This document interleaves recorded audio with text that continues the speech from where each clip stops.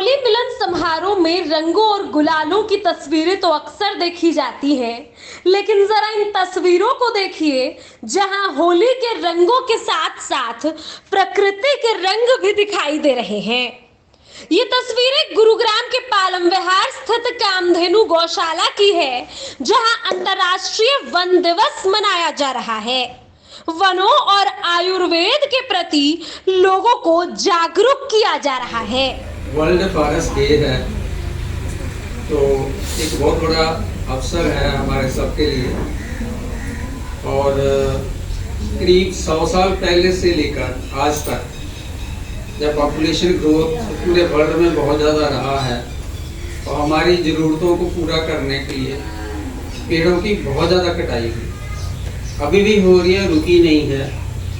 और साल 2012 में यूएन ने एक रेजोल्यूशन डाला था।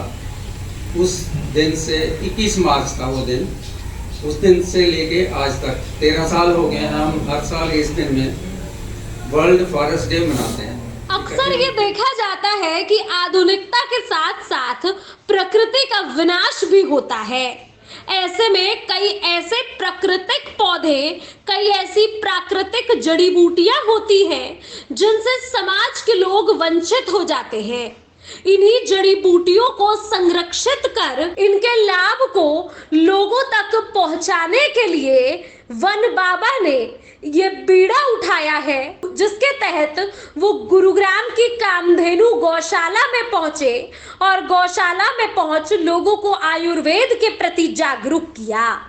हमने काफी प्रयास किया, यहाँ पर देखा कि यहाँ आयुर्वेद का बड़ा अच्छा काम हो सकता है, क्योंकि आयुर्वेद में गौ माता ही हमारी आयुर्वेद की आधार है। बिना गौ माता के हमारा आयुर्वेद बेकार है।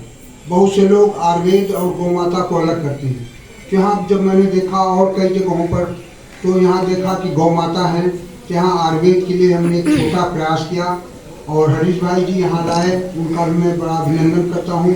फिर चेयरमैन साहब से मिलाए, तो फिर हमें यहाँ बड़ा अच्छा लगा कि हाँ हम एक जीवन देने वाली और जीवित औषधियों को लगाने का एक प्रयास करें।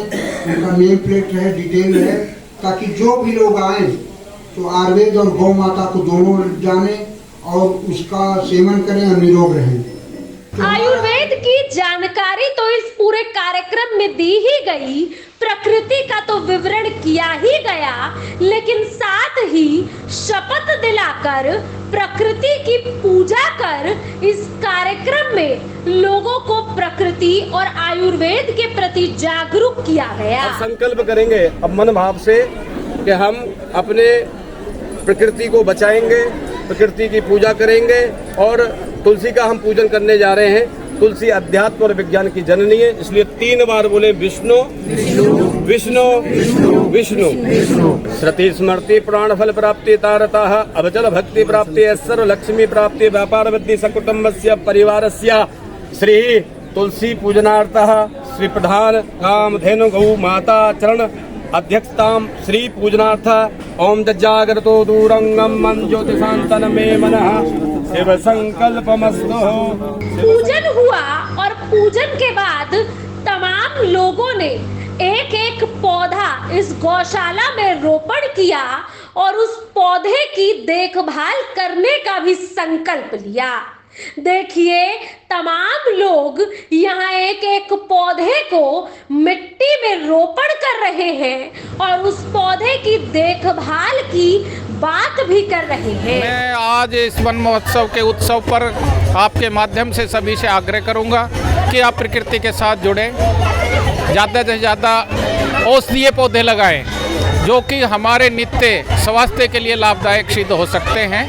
पेड़ होंगे तो वहाँ का वातावरण बहुत अच्छा रहेगा और पर्यावरण पे आप जैसे बुद्धिजीवी और समाज के बड़े विशिष्ट लोग इस पे आज बड़ी चिंता किए हुए हैं कि हमारा पोल्यूशन का इंडेक्स काफ़ी बढ़ गया है, तो ज़्यादा से ज़्यादा पौधे लगाएं। और हमारे लिए कितनी जरूरी है, प्रकृति के बिना हम कितने अधूरे हैं, इस बात को भी इस कार्यक्रम में कविता के माध्यम से बड़े रोचक ढंग से लोगों को बताया गया। क्यों है मुझ पे छाई हरियाली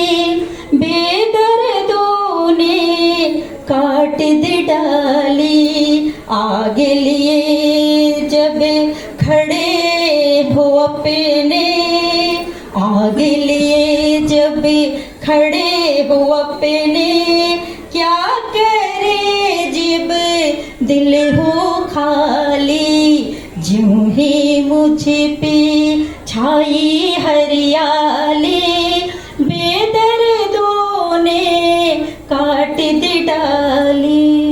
इस पूरे कार्यक्रम के बाद इस कार्यक्रम में होली मिलन समारोह का भी आयोजन किया गया। आइए आपको दूसरे पार्ट में दिखाते हैं कि आखिर आयुर्वेद के ज्ञान के बाद होली मिलन समारोह किस तरह मनाया जा रहा है।